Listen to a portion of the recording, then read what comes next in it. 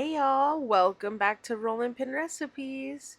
Today we are going to smoke up some brisket. We have two big old briskets here and we're just going to give them a little trim. The electric knife helped a ton and made the job way easier. We patted them dry, trimmed them up, rubbed them with some oil, and seasoned with some lawry's and a ton of black pepper. We would definitely add more seasoning next time, but the flavor of this, y'all, was absolutely incredible. We smoked these at about 180 all Fahrenheit until it was about 170 internal. We turned it up to 210 and I covered them with this rendered lard. I threw that in my Dutch oven and cooked it for a long time. It cooked down very nicely. These are them crisping up. I pulled them out when it was about 170 and poured that lard right on there, y'all. Look at that gorgeous crust and look at how it looks with that lard on there. Beautiful. Then we threw them back in at about 210 till it was about 210. These were estimate temperatures, as we may have forgotten what we done. It turned out absolutely delicious. The flavor was incredible, and it's worth all of the effort, y'all. This was it when it got out of the smoker, and we wrapped them up tight in that foil, wrapped them in a towel, and put them in the oven for an hour or longer.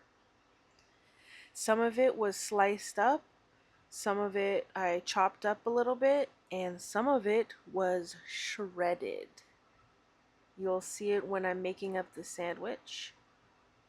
This is the mac and cheese. It was simple, absolutely delicious, and we tried it with shells this time. It was incredible. Here's my shredded brisket, and we're just going to heat that up and put some barbecue on it.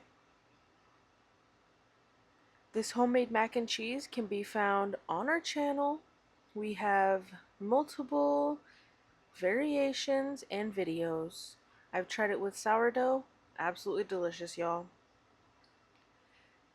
The next meal I make with this brisket is going to be a brisket grilled cheese.